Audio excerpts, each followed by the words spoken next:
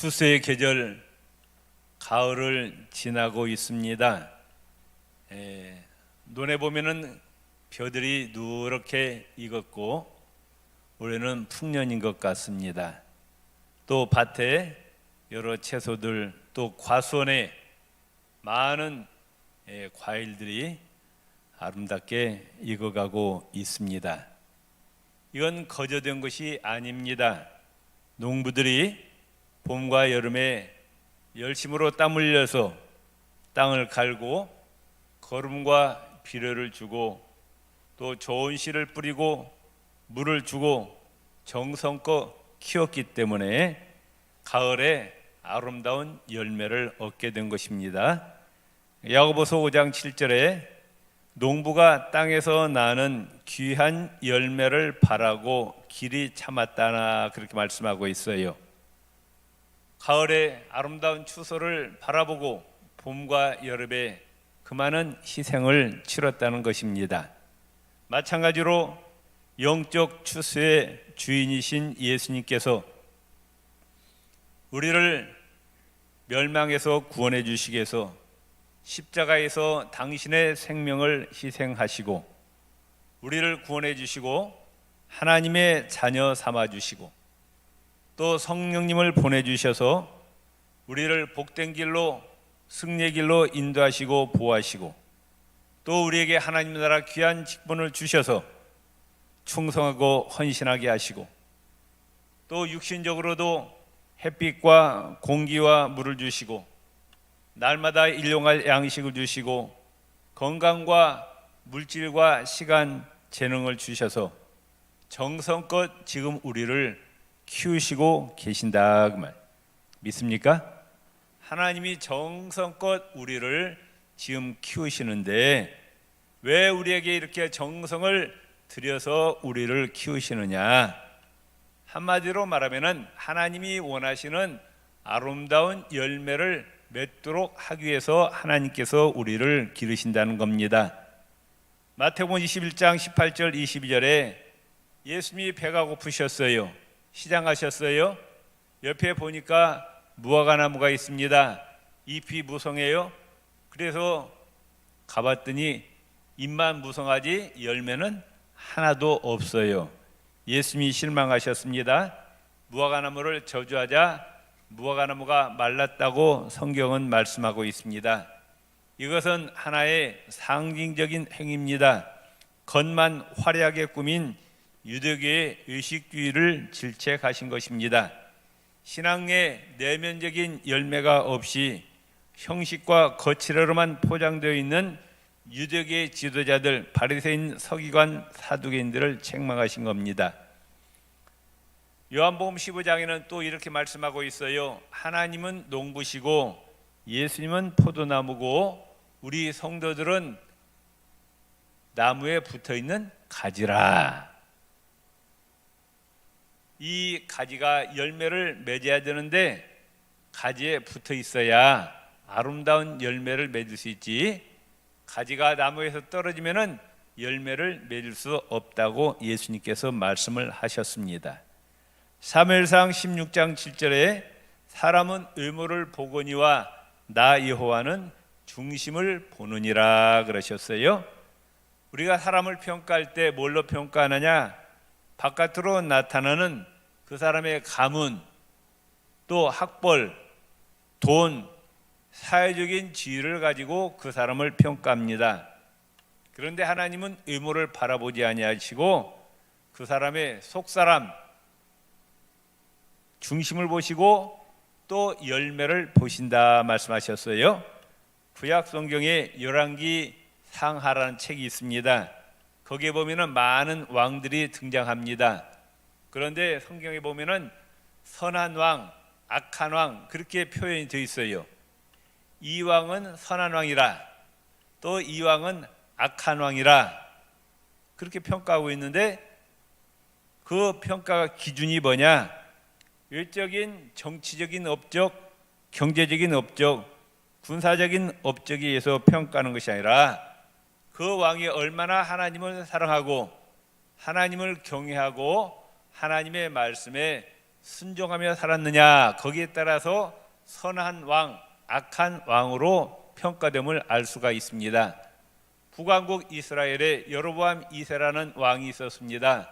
굉장히 능력이 뛰어난 사람이었어요.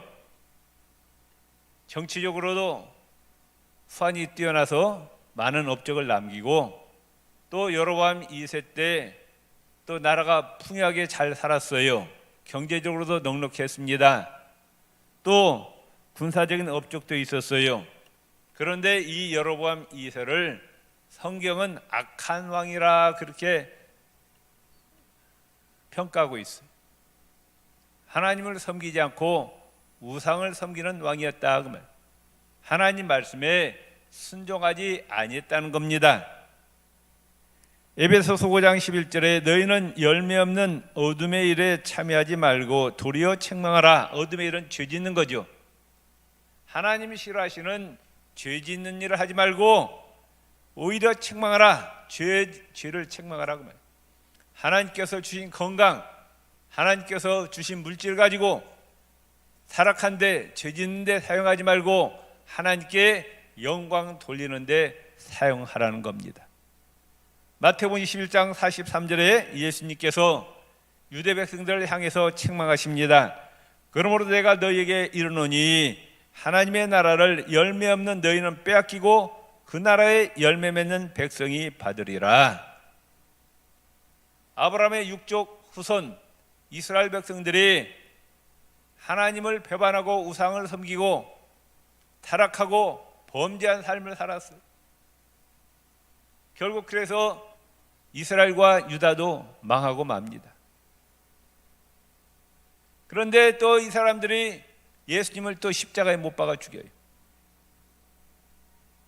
하나님 나라를 너희들은 빼앗기고 이제 신약에 와서 온 세계에 복음이 전파되어서 예수님을 영접하고 하나님의 뜻대로 순종하며 하나님이 원하시는 아름다운 열매 맺는 영적 이스라엘 백성들에게 하나님 나라가 돌아가리라 예수님께서 말씀하시는 겁니다. 그러니까 신앙생활의 종착지는 뭐냐? 열매라 그 말씀이에요. 아멘. 성령의 은사도 있고 여러 가지가 많이가 있지만은 결국은 하나님께서 열매를 보시는 거예요. 교회 여러 가지 직분도 많이 주셨어요. 그런데 그 직분을 통해서 하나님이 원하시는 아름다운 열매를 얼마나 맺었느냐? 결국은 농부의 최종 목적이 뭐예요? 열매. 그렇잖아요? 하나님이 우리를 정성껏 키우시는 목적이 뭐냐? 열매라. 열매. 아멘. 마태복음 7장 20절에 이러므로 그의 열매로 그들을 알리라. 누가복음 6장 44절 나무는 각각 그 열매로 아나니 가시나무에서 무화과를 찔레서 포도를 따지 못하느니라.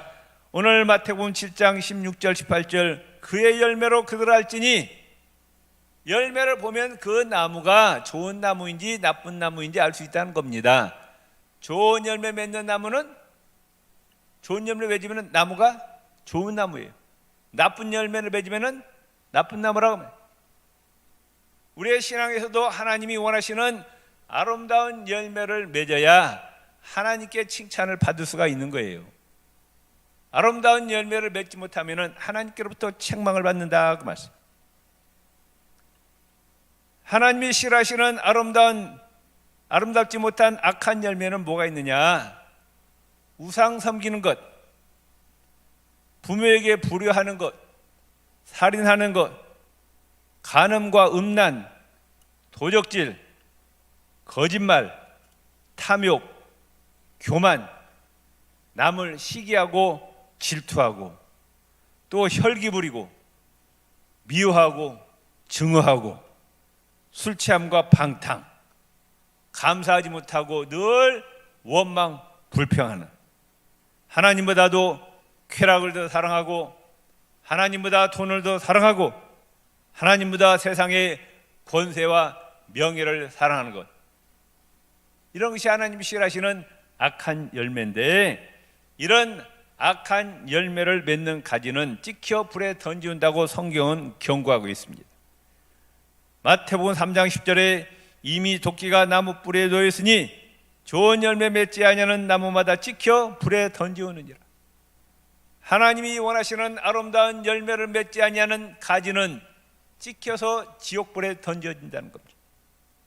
마태복음 7장 19절 아름다운 열매를 맺지 아니하는 나무마다 찍혀 불에 던지운다고 계속 성경은 경고하고 있습니다. 하나님이 원하시는 아름다운 열매를 주렁주렁 맺으시기를 바랍니다. 이 열매는 크게 둘로 나눠 있어요. 얼마나 예수님의 인격과 예수님의 성품을 닮아가느냐, 인격, 성품의 열매를 맺으라고 말씀하고 있고, 두 번째는 충성과 헌신의 열매를 요구하고 있습니다. 하나님 나라를 위해서 예수님의 피값으로 세우신 교회를 위해서 얼마나 헌신하고 충성했는가, 그 열매를 보신다는 겁니다.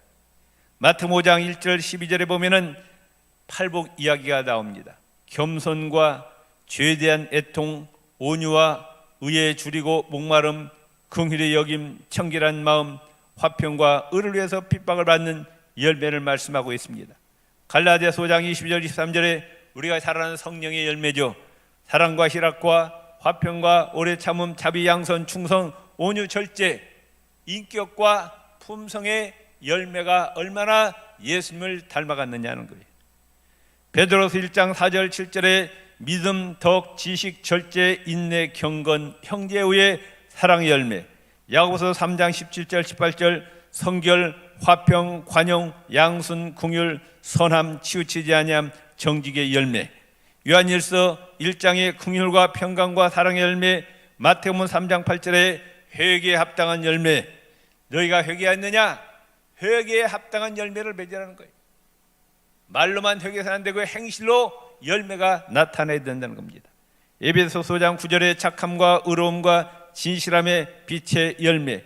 히브리서 13장 15절에 찬양과 감사의 열매를 열거하고 있습니다. 또 얼마나 하나님을 사랑하고 이웃을 사랑하였는가, 행위의 열매를 보시겠다는 겁니다.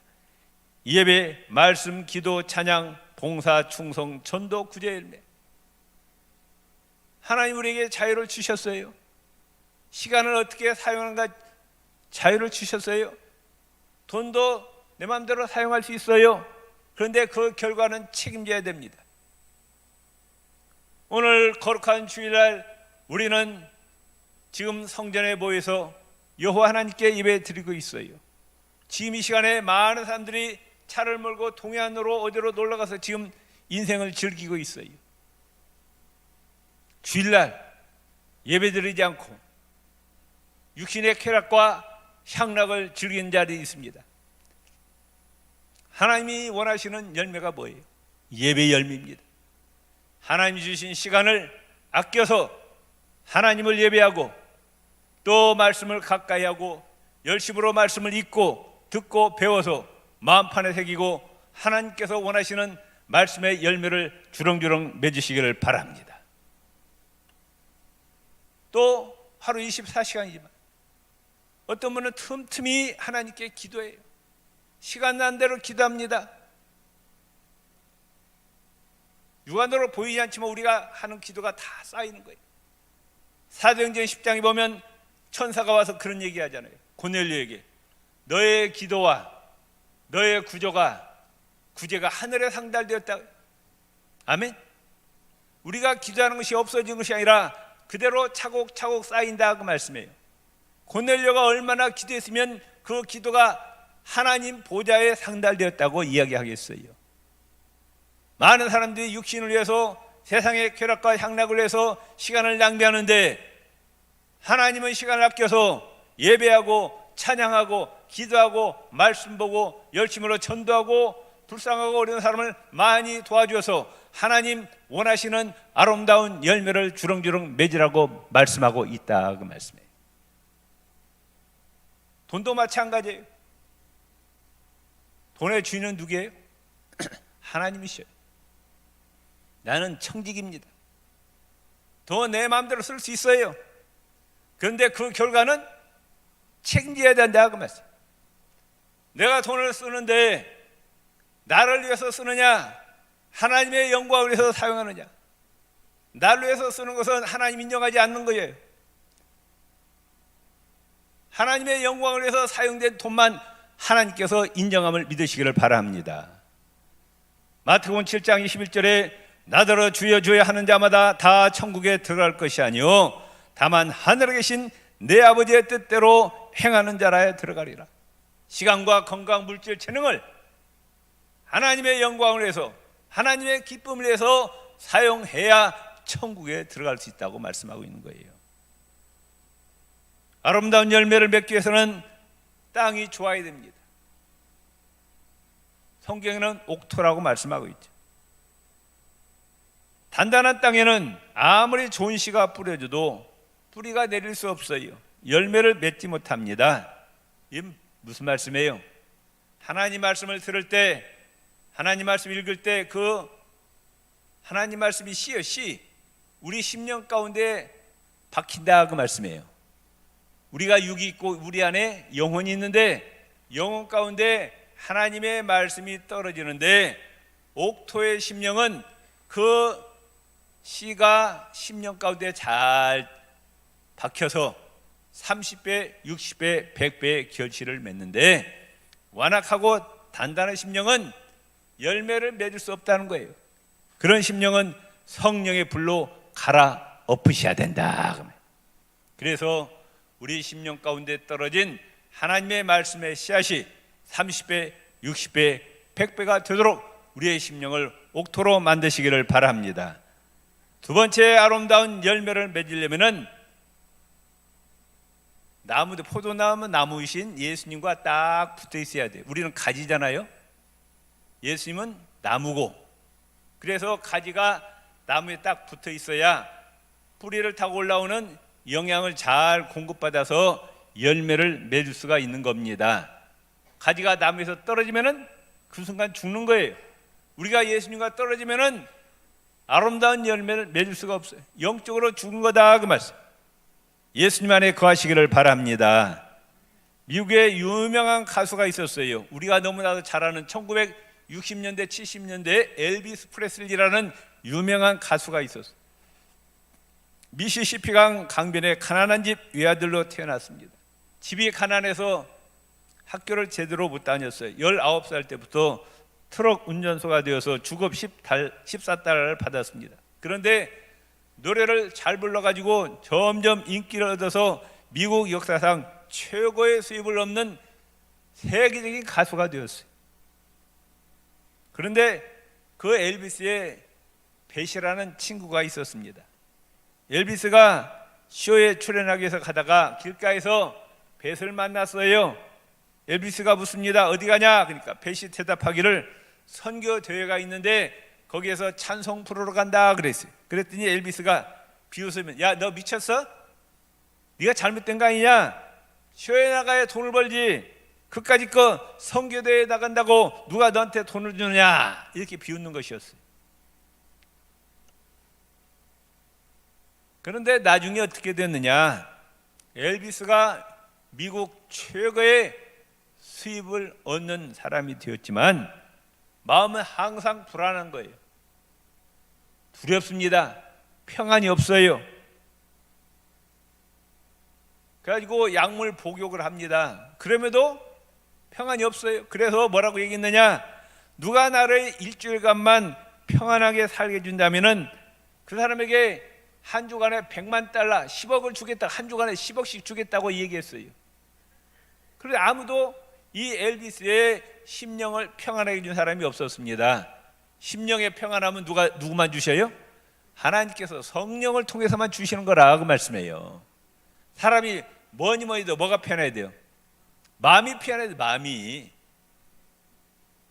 엘비스는 돈은 많았는데 예수를 안 믿으니까 그 심령 가운데 뭐가 들어온 거예요? 마귀가 들어와갖고 불안하게 합니다. 공포에 질리게 합니다.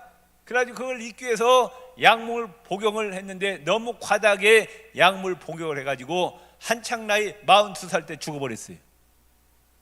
젊은 나이에 죽어버리고 말았어요.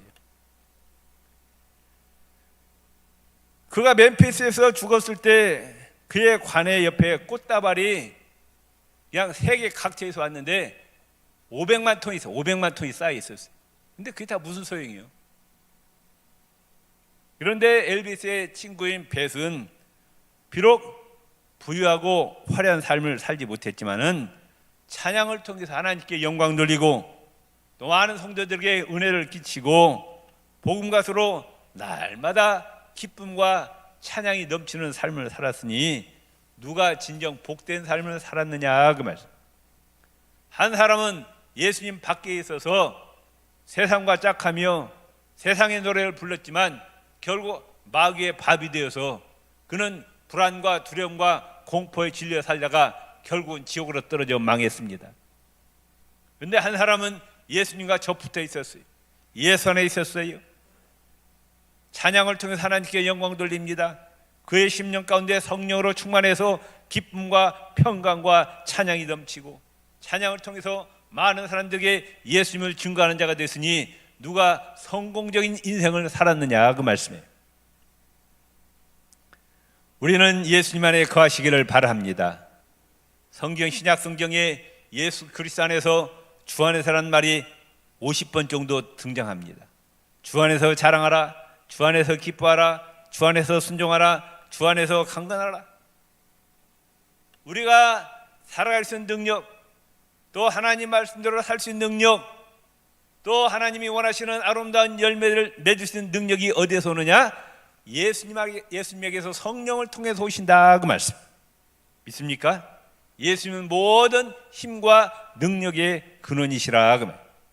그래서 사도 바울은 빌립보서 4장 13절에 따릅시다. 내게 능력 주시는 자 안에서 내가 모든 것을 할 수 있느니라. 아멘. 예수님은 생명의 주인이시고 만복의 근원이시고 모든 힘과 능력의 근원이시라 그 말씀. 아멘.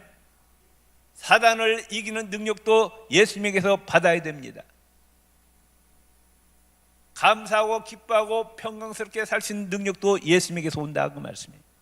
아멘. 예수님으로부터 능력을 공급받으시기를 바랍니다. 또 씨가 좋아야 됩니다. 콩 심으면 콩 나고 팥 심으면 팥이 납니다. 좋은 씨를 심으면 좋은 열매가 맺히고 나쁜 씨를 심으면 나쁜 열매가 맺히는 거예요. 지금부터 480년 전 1640년 영국에서 미국으로 이민 간 사람이 있었어요. 그 사람 이름이 하버드라는 사람입니다. 700파운드의 돈과 200권의 책을 가지고 미국에 갔어요. 거기 가서 그 사람은 어떻게 하면 잘 먹고 잘 살 것인가 그걸 생각하지 아니하고 이 돈 가지고 이 책 가지고 어떻게 하면 훌륭한 하나님의 종들을 키울 것인가.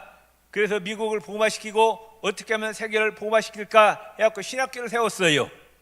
그 신학교가 하버드 신학교입니다. 하버드 대학교가 처음에 신학교로부터 시작돼요. 미국에 있는 모든 대학들이 처음에 다 신학교를 시작하는 거예요.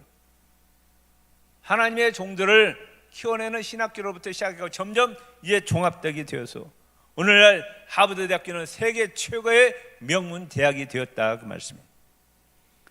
하버드는 자기의 전 재산을 가지고 하나님의 영광을 위해서 선한 일을 사용해서 결국 하버드 대학을 세계 최고의 대학으로 만들었다 그 말씀. 갈라디아서 6장 7절 8절에 말씀하고 있습니다. 자신을 속이지 마십시오. 하나님은 조롱을 당하지 않으십니다.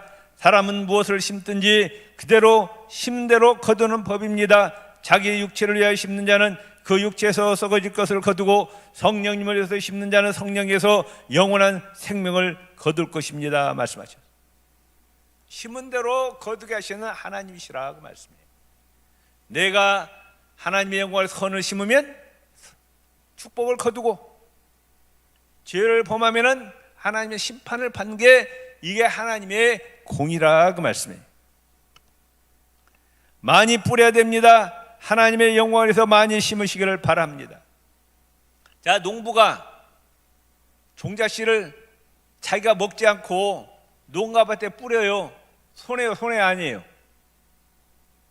가장 좋은 건 자기가 먹어야지. 그거랑 먹지 않고 뿌린다 그 말씀이에요. 손해잖아요. 안 그래요? 근데 손해가 아니에요. 왜? 손해인 것 같지만 가을에 30배, 60배, 100배, 1000배, 만배로 거둔다 그 말씀이에요. 아멘. 우리가 하나님의 영광을 위해서 물질을 사용하고 시간을 사용하고 건강을 사용하는 것이 손해가 아니라고 말씀해요. 이게 다 하늘나라 뿌리는 거예요. 하늘나라에다가. 아멘. 하나님의 때가 되면 반드시 거두게 주심을 믿으시기를 바랍니다. 아멘. 고린도전서 15장 58절, 요한계시록 22장 13절에 말씀하기를 하나님의 영광을 위해서 우리가 희생하고 헌신하고 수고한 것이 절대로 헛되지 않다. 하나님이 다 기억하고 계셨다가 예수님 오실 때 상급과 멸류관으로 다 갚아주시겠다고 성경은 분명히 약속하고 있다 그 말씀입니다. 믿습니까? 또 열매를 잘 맺으려면은 농부들이 가지를 치잖아요. 전정이라 그러잖아요. 가지를 쳐주지 않으면은 탐스럽고 굵은 열매를 맺을 수가 없어요. 잘라줘야 돼. 잘라줘야 돼. 쓸데없는 가지는. 그래야 열매가 주렁주렁 맺는다 그 말씀. 요한복음 15장 2절에 무릇 과실을 맺는 가지는 더 과실을 맺게 하려 하여 이를 깨끗게 하느니라. 무슨 말이냐? 우리가 신앙생활하는데 하나님 섬기는데 방해가 되는 것들, 걸림돌이 되는 것들은 과감하게 잘라버려야 된다 그 말씀. 아멘. 히브리서 11장에 보면 우리 그리스도인들은 저 하늘날 향해서 지금 달려가고 있는 경주선수인데 그 운동장에 뛰는 경주선수들의 옷차림이 어때요? 가볍잖아요. 가능한 가벼워요. 달리는데 걸림돌이 다 제거한다 그 말씀이에요. 아브라함이 왜 위대한 신앙으로 인정받고 하나님께 믿음의 조상이라고 인칭받았느냐? 신앙생활하는데 하나님 섬기는데 방해되는 것들은 다 끊어버렸어요. 하나님 말씀에 절대 순종했어요. 갈대아 우르를 떠나라고 하니까 하나님이 과감히 떠나버렸어요. 이스마엘을 쫓아내라 하니까 쫓아냈어요. 백세 난 이삭을 바치라니까 바쳤어요. 하나님 말씀 순종하는데 걸림돌은 다 제거했다 그 말씀이에요. 마지막으로 인내하고 참고 기다려야 됩니다. 농부가 봄에 씨앗을 심고 그 다음날 추수하기를 바랍니까? 언제까지 기다려야 돼요? 가을까지 기다려야 됩니다. 우리가 하나님의 영광을 위해서 선한 일을 행하다가 금방 축복이 오지 않고 열매가 없다고 낙심하지 말고 하나님의 때를 기다리고 열심으로 심으라고 말씀하고 있어요. 갈라디아서 6장 9절에 선한 일을 하다가 낙심하지 마십시오. 포기하지 않는다면 반드시 거둘 때가 올 것이라. 우리의 시간과 건강, 물질, 재능을 하나님의 영광을 위해서 예수 그리스도의 복음을 위해서 우리가 희생하고 당장 열매가 없다고 낙심하지 말고 하나님의 때를 기다리라는 거예요. 때가 되면 반드시 거두게 하십니다. 기도도 마찬가지입니다. 기도도 속히 응답이 안 온다고 낙심하지 말고 하나님의 때를 기다리세요. 하나님의 때가 되면 반드시 응답이 옴을 믿으시기를 바랍니다. 시편 126편 5절 6절에 눈물을 흘리며 씨를 뿌리는 자는 기쁨으로 거두리로다. 눈물을 흘리며 씨를 뿌려요. 희생해요. 손해봐요. 반드시 기쁨으로 거둘 때가 있다고 말씀하고 있어요. 울며 씨를 뿌리러 나가는 자는 정녕 기쁨으로 그 단을 가지고 돌아오리라 말씀하셨습니다. 인생의 추수 때가 점점 다가오고 있습니다. 지금 세계에 돌아가는 상황 보세요. 과학자들이 지금 말세라고 합니다. 지구의 종말이 다가왔다고 해요. 이건 뭘 의미합니까? 예수님 눈앞에 다가왔다는 거예요. 예수님 오실 때가 다가왔다는 거예요. 이제 예수님 추수꾼으로 오십니다. 모든 인류를 모시고 알곡과 죽정이, 알곡과 가라지를 다 나눈다 그 말씀. 우리에게 열매를 내놓으러 갑니다. 내가 너를 위해서 생명을 희생했지, 널 구원해줬지, 너에게 건강을 주고 시간을 주고 물질을 주었는데 하나님의 영광을 위해서 어떤 열매를 맺었느냐 내놓으라 말씀하시는 거예요. 그때 우리는 하나님의 영광을 위해서 맺은 열매를 내야 된다. 예수님 앞에 섰을 때 우리는 알곡 신자가 되시기 바랍니다.